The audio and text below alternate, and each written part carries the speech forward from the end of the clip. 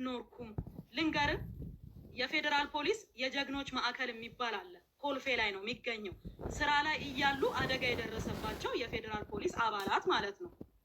ግቢያቸውን ሄጄ በዶዘር መንጥሬ ሳር ተክዬ ችግኝ፣ አትክልት፣ ቃሪያ፣ ጎመን ተክዬላቸው አበባ አስተካክዬ አንዷ ጓደኛዬ ደግሞ 5 ጊደር ሸልማቸው ወተት እንዲጠጡ፣ አንዷ ጓደኛዬ ማአት ኮምፒውተር ሸልማቸው እኔም የምችለውን ረድተናቸው የፌደራል ፖሊስ ተሸላሚ ነኝ እኔ በረከት።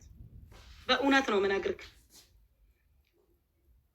ወደ መከላከያ ስንመጣ ለጦር ኃይሎች ሆስፒታል ማለት ነው 10,000 ማስክ 200 ቴርሞሜትር ከቻይና ገዝቼ ቀጥታ አስገብቼላቸው የጦር ኃይሎችም በብዛት ብዙ ጊዜ ምስጋና ተሰጥቶኛል። እኔ በሀገሬ አምናለሁ ማለት ነገሮች እንዲስተካከሉ ቅድም ሳውራ ሰምተኛል። እኔ ቢከፋኝ እንደፈለኩ ልናገር፣ እንደፈለኩ ልጩ፣ ከፈለኩም ልሳደብ፣ ከፈለኩም ይክፋኝ አይደለም። ሌላ ሰው ባዕድ ከሌላ ሀገር ከኢትዮጵያ ውጪ ዜግነት ያለው ሰው ዜግነት ስለ ትውልደ ኢትዮጵያውያንን አላልኩም፣ የኢትዮጵያ ደም ያላቸውን አላልኩም። የኢትዮጵያ ደም የሌለባቸው ሰዎች ግን አመራሮችን እንዲሰድቡ እንዲያዋርዱ፣ እስፔሻሊ ጠቅላይ ሚኒስቴራችንን ጨምሮ እንዲያዋርዱ አልፈልግም። ምክንያቱም እኛ ኢትዮጵያውያንን እንደፈለግን እንሰዳደብ፣ እንደፈለግን እንወቃቀስ፣ እንደፈለግን እንባባል። ግን እኔ የምፈልገው እነዚህ ተሰግስገው ያሉ ሌቦችን መንግስት ሊታገሳቸው አይገባም። ጭራሽ ሚዲያ ሁሉ አላቸው እኮ። እግዚአብሔር ምስክሬ ነው። አወንታ በርሲሳ እኮ ማለት ነው የእነሱ አፍ እኮ ነው። አንድ ባለስልጣንን መምታት ከፈለገ አወንታ በርሲሳ አለላቸው። ይመጣል፣ ይከፈሏል፣ ይናገራል። አንድ ባለሀብትን መምታት ከፈለገ አወንታ በርሲሳ አለላቸው። በጣም ፌር አይደለም። ለምሳሌ እኔን ተደጋግሞ ተነጋግሮ ይናገር። እኔ እኮ ሴት ነኝ፣ የልጆች እናት ነኝ፣ ለፍቶ አዳሪ ነኝ፣ በጥፍሬ አፈር ምቆፍር ሰው ነኝ፣ ዝቅ ብዬ ምኖር ሰው ነኝ፣ ያገኘሁትን ምበላ ሰው ነኝ። በቃ ከድሃ ጋም ድሃ ከማንም ጋር እንደማንም ሆኜ ምኖር ሰው ነኝ። እግዚአብሔርን የምፈራ ሰው ነኝ። በድካሜም በብርታቴም እግዚአብሔር ፊት የምወድቅ ሰው ነኝ እና ዝም ብሎ ተነስቶ እንደፈለገ ሲናገር እንዴት ተው ነውር ነው የሚል ሰው እንዴት የለም? ገባ? ልክ አይደለም የሚል ሰው እንዴት አይመጣም? ኢትዮጵያ ተቀየምኳት፣ አዘንኩባት። ምክንያቱም አገሬ ብዬ ነው የመጣሁት፣ ዜግነቴን ይዤ ነው የመጣሁት፣ ኤክስፓየር ዴት የማያደርግ ደሜን ይዤ ነው የመጣሁት። ገባ? እኔ ለኢትዮጵያ ማለት ነው እግዚአብሔርን ወጣትነቴን ደሜን ነው የሰጠሁት፣ ላቤን አይደለም። በዚህ ደረጃ ስገፋ ግን አዝናለሁ። ለምንድን ነው የምገፋው? ለምን ማለት ማንንም ሰው ማሰር እንደሚቻል ማንንም ሰው ምንም ማድረግ እንደሚቻል ማሳያቸው እኔ ነኝ። በእኔ ነው የሚያሳዩት። ንጹህ ሰው በማሰር ነው የሚያሳዩት። ፍርድ ቤት እኮ ብዙ ጊዜ አሰናብቶኛል፣ ግን አልተፈታውም። አሁንም እኮ ፍትህ አደባባይ ላይ ቆሜ እንዳልሟገት ማለት ነው። ስንት ነገር ስንት ጥፋት ያጠፉ ሰዎች ስንት ሰው የሰው ደም እንደ ውሃ ያፈሰሱ ፊንቴክ ለ1.6 ቢሊዮን ብር ወሰደ የተባለው ሰውዬ ወንትር ተብሎ እኮ አልተጠራም። እኔን ግን በአንድ ቀን አቃቤ ሕግ አልቀረበችም ብሎ ለፌዴራል ፖሊስ መልእክት ሳይልክ በአንድ ቀን ፌዴራል ፖሊስ ወንትድ አለኝ። ህጉ እንኳን አይፈቅድለትም እኮ። ከህግ ውጭ እኮ ነው ይህንን ነገር ያደረገው። ፋና ላይ ለቀቀ። እሱ ይኸውልሽ በረከት፣ ይኸውልሽ እንደ ባይዘው እኔ ታውቂያለሽ፣ ቲክታክ ላይ የምትሰሪያቸውን ነገሮች እየገባሁኝ አንዳንድ ጊዜ በጣም ነው የምወድሽ። አንቺ ኦልሬዲ ታውቂያለሽ። ግን ማየት ያለብሽ ኢትዮጵያ ማለት አንድ ትልቅ ሴትዮ አይደሉም እኮ 130 ሚሊዮን ህዝብ ነው። ይሄ ሁሉ ድህነት፣ ይሄ ሁሉ የትምህርት እጥረት፣ ብዙ ነገር ችግር፣ ሌባውም፣ ወንበዴውም፣ የአሰራር ብልሹነቱም፣ የተወሳሰበ የፖለቲካ ሂደቱ ሁሉ ነገር ተደምሮ ነው ኢትዮጵያን መቀየር፣ መመገብ፣ መስራት፣ ዲቨሎፕ ማድረግ፣ ፖለቲካውን ማሳመር። ይሄ ማለት እኛ ለጀኔሬሽን የምናሳልፈው ትልቅ ስራ ነው። የምትታመም እናት ናት ያለች እና እሷ በጥቅሉ እንዳንቺ ደግሞ እንደው አንቺ ፈጣሪም አቅንቶልሽ መንገድሽን ጠርጎ ነው። ለምን እንደዚህ ባላደራ እንዳደረገሽ አታውቂ። አደራ እኮ ነው። ሰው ከሚበላው እንጀራ እና ከልፋቱ በስተቀር ምንም የለውም ይላል አይደል እንዴ? መክብብ ላይ እኮ ሰለሞን ያን ሁሉ ሀብት አጋብሶ ሲያበቃ ከምትበላው እንጀራ እና ከልፋት በስተቀር አንዳች የለም፣ ከኋላ የሚመጣ ይወስደው ከንቱ የከንቱ ከንቱ ነው፣ ንፋስንም እንደ መከተል ነው ይላል። ስለዚህ ይሄን ንፋስ መከተል ውስጥ የብዙ ባላደራ ካደረገሽ አመክኖ አለ ማለት ነው። አንቺ አጥፍተሽ ያለሽው ነገር ከህግ አግባብ ውጭ የሰራሽው ነገር ቢኖር እኔና አንቺ እዚህ ተነጋግረን እኔ ለአንቺ ስለማደላ ልሳሳት እችላለሁ። ህግ ግን ይፈርድሻል። የህግ ሂደቱ ስህተት አለበት፣ ችግር አለበት። የመንግስት አደረጃጀት ውስጥ ሌቦች አሉ። 30 ሺህ ጊዜ ማለት ነው የቀረ ሌቦች፣ የተደራጁ ሌቦች አሉ። እኔ ብቻ አይደለሁም ብለው በረከት ብቻ አይደለችም። ክቡር ጠቅላይ ሚኒስትሩ ወጥተው ሌቦች አላችሁ ብለው ፊት ለፊታቸው ነው የሚነግሯቸው። ይህን የማጥራት ሂደት ደግሞ ከስንዴው አረሙ የበዛበት ሂደት ስለሆነ በሲስተም ይስተካከል። ስናገኝ ደግሞ እንዲገነን ብሎ እንደ ማሽላ ጭንቅላት ወደ ላይ የወጣውን ደግሞ እንቀንጥብ። ስለዚህ አሁን የሚቀነጠብ ነገር አመላክተሽ ሊሆን ይችላል። ትዕግስትሽን አደንቃለሁ። መጠቀሚያ ላለመሆን አሁንም መንግስትን ሀገርሽን ፕሮቴክት ለማድረግ የምትሄጅበት መንገድ በዚህ በጣም ስትሬንወስ በሆነ ሂደት ውስጥ ራሱ አይሻለሁ። አታስነኪም። ሰዎችን እንትና ማለት አልፈለግሽም። ቀጥታ የሆነው ነገር ብቻ ነው። ስለዚህ አይ ቲንክ ብርሃን የሚበራባቸው ቦታዎች ይኖራሉ ብዬ ተስፋ አደርጋለሁ። በምንችለው መንገድ አንቺ ለህግ መገዛት የሀገር ወዳድነትሽን አታይ። ኦፍኮርስ እንደ አንቺ ስትሬስ በሆን እኔ ደግሞ ከናካቴው ልረግም ሁሉ እችላለሁ። እግዚአብሔር ይጠብቀኝ። ያው ሰው ከሚችለው በላይ አይፈተንም እና ትላንትና ግን ካየሁት ያው ወደ ፌስቡክ እና ወደ ቲክታክ ፍርድ ቤት ስላመጣው ነገሩ ካየሁት ነገር አንቺ ላይ ተናገርኩና ህሊናዬ ስለማይፈቅድ ከባህሬም ውጭ ነው ፍርድ ገምድል መለስ ብዬ በረከትን እንዲህ ልበላት ብዬ ነው። ቀጥይበት ደግሞ ያለሽውን ይሄንን ህጉን ፈልገሽ ህግ ካጠፋሽ ይቅጣሽ። በቃ እጅሽ የተነካበት ነገር ካለ ምን ችግር አለ? ሌላውንም እንትን ይላል። ካጠፋሽ አንቺ ትታረሚያለሽ። ግን ደግሞ በህግ ልዳኝ ማለት ደግሞ እኔ ከጎንሽ ነኝ እንደ አንድ ወንድም እንደ አንድ ኢትዮጵያዊ። እኔም እኮ የጠየኩት ምን መሰለህ፣ ከመጀመሪያም ጀምሮ ስለ ቪአይፒውም ሰምታል እንዴት እንደመጣ እኔ ጋ ማለት ነው። ይኸው ረቢራም አለ። ረቢራ ነው አምጥቶ እኔ መኪና ውስጥ ያደረገው። ህገወጥም አይደለም የሚያሳስርም አልነበረም። ግን እኔ እኮ ይል ራሱ ፌዴራል ፖሊስ ቪአይፒ ሰጥቶኛ ቃል፣ ራሱ ፌዴራል ፖሊስ መከላከያ ሰጥቶኛ ቃል፣ ንግድና ቀጠናዊ ትስስር ልኮልኛ ቃል፣ ባጅም ፓስም ብልጽግና ልኮልኝ ያውቃል። የሚደበቅ የሚዋሽ አይደለም። ግን ተጠቅሜው አላውቅም። የት ልሄድበት፣ የት መስሪያ ቤት ልገባበት፣ የትኛውን ጉዳይ ላስፈጽምበት፣ ምን ላደርግበት፣ የትኛው ባለ ጉዳይ አይደለው፣ መሬት ተራ የለውበት፣ ምን የለውበት። እኔ በማደርገው ነገር በጠቅላላ እውነቴን ነው ምነግርህ። መጥፎ ነገር ማድረግ አልፈልግም። ነገር ግን የሰው ልጅ ነኝና ላጠፋ እችላለሁ። ገባ? ምናልባት እኔ እኮ በረከት እዚች ጋር ተሳስተሻል፣ ጥፋተኛ ነሽ ብባል ማለት ነው የሰራሁት ስራ እኮ መቼም ጥፋት ማቅለያም ቢሆን ይሆነኛል። መቼም እንዳልከሰስ ባያደርገኝም እንደ ማንኛውም ኢትዮጵያ መከሰስ መጠርጠር በቃ ልጠረጠር እችላለሁ። ነገር ግን እኔ ያልኩት ከመጀመሪያው ጀምሮ ህግና ህግ ይዳኘን፣ በህግ ፊት ልዳኝ፣ ካጠፋው ህግ ይጠይቀኝ። በቃ እነዚህ እጃቸውና ጥፍራቸው የረዛዘሙ ሰዎች እኔ ኬስ ውስጥ አይግቡ፣ ፍርደ ገምድል አይሁኑ። ገባ? ፍርደ ገምድል አይሁኑብኝ። 14 ጊዜ ፍርድ ቤት ቀርቤ 7 ጊዜ ስፈታ አልፈታም ያሉ ሰዎች እጅ እንዴት እግዚአብሔርም አይጣለኝ ድጋሚ እነሱ ሰዎች እጅ። እውነቴን ነው ምነግርህ። ታምሜ እንዳልታከም የከለከሉኝ ሰዎች እጅ እግዚአብሔር ድጋሚ እንዳይጥለኝ እሱን ነው የምፈልገው። ግን ነገሮች ይስተካከላሉ ብዬ ተስፋ አደርጋለሁ። አሁንም እውነቴን ነው የምልህ። ተስፋ ቆርጠሻል ካልከኝ አዎ ተስፋ ቆርጫለሁ። ለምን እኔ በኢትዮጵያ ተስፋ ቆርጬባት አላውቅም ነበረ። ግን አሁን ማለት ነው እነዚህ ማፊያ የሚባሉት መንግስት ውስጥ የተደራጁት ኃይሎች ማለት ነው እየፈረጠሙ መጡ። እንዴት እንደሆነን ያላቅም። ጉልበተኛ እየሆኑ መጡ። የሚገርም ሌሎችን ሰዎች እየደፈጠጡ መጡ። ለምሳሌ ማለት ነው አንድ ነገር ብነግራችሁ፣ ቅድምም ተናግሬዋለሁ። ለእኔ ነዳጅ ይሰጣት ብለው የፈረሙ ነዳጁ ይጫንላት ብለው የፈረሙት ሰዎች ደብዳቤውን ልታነቦት ትችላለ፣ እነማን እንደፈረሙ ፊራ። እነዛ ሰዎች እኮ አልታሰሩ። የፈረሙልኝ የፈቀዱልኝ ሰዎች ቢሮ ውስጥ ቁጭ ብለው እኔ ለምን እከሰሳለሁ? እኔ እኮ ባለማወቅ ራሱ ነዳጁን ሮቶ ውስጥ ብገለብጥ ተጠያቂ አይደለሁም። በሮቶ መገልበጥ እንደማይቻል ማስረዳት ያለበት የሚሰጠኝ አካል ነው። ነዳጅ ማደያሽን ገንብተሽ እስክጨርሺ አልሰጥሽም ማለት ያለበት ማን ነው? የሰጠኝ አካል ነው። በህጋዊ መንገድ በአግባቡ ማደያ ተከራይ ብሎ የፈቀደልኝ አካል ቢሮ ውስጥ ቁጭ ብሎ ሳይታሰር አልታሰሩም። የፈቀዱልኝ ሰዎች እኮ ቁጭ ብለዋል፣ ቢሮ ውስጥ ናቸው ያሉት። እኔ የተከሰስኩት ግን ምንም ከማላቃቸው ሰዎች ጋር ነው ስሜ ያለው። ለምን አላቅም። ቀጥሎ ደግሞ ዘሀበሻ አይታል የሆነ ደብዳቤ እንዲህ እያለ ሲያነባ አይታችኋል አይደል? እሱ ደብዳቤ የተደበቀ ደብዳቤ አይደለም።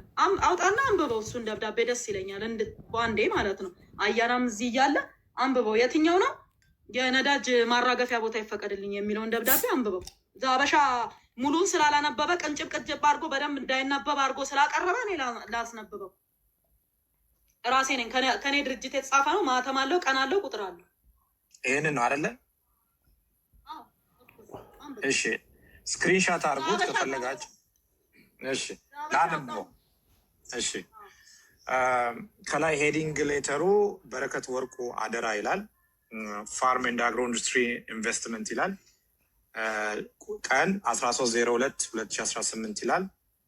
ሪፈረንስ ነምበሩ 033/18 ይላል። ለነዳጅ እና ኤነርጂ ባለስልጣን አዲስ አበባ።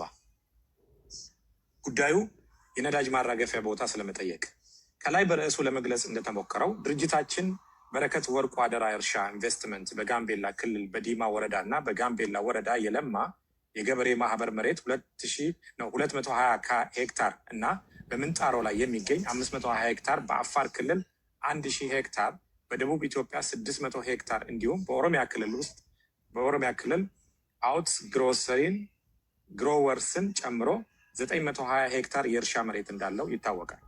በመሆኑም በጋምቤላ ክልል ዲማ ወረዳ የራሳችንን የነዳጅ ማጠራቀሚያ ገንብተን እስክናጠናቅቅ ድረስ ለእርሻ ስራ ብቻ የሚሆን የነዳጅ ማጠራቀሚያ ታንከሮች መከራየታችንን እየገለጸን በእናንተ በኩል አስፈላጊው ፍቃድ ድጋፍ እንድታደርጉልን ስንል በአክብሮት እንጠይቃለን።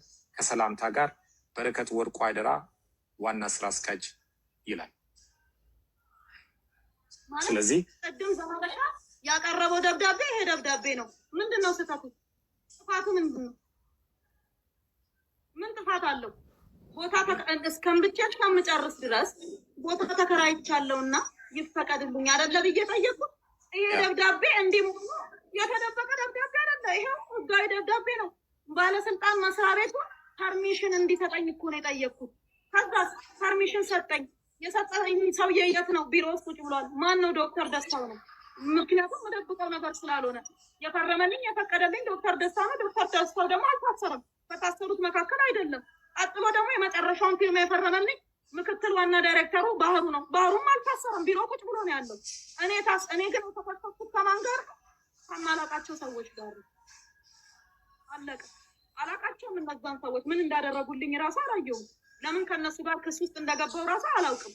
ስለዛ ምን ብላችሁ ፈልጌ ነው በከባድ ሙስና በከባድ እንትን እየተፈለገች ነው ምናምን። እኔ የትኛውን ከባድ ሙስና በልቼ ነው አብልቼ ነው?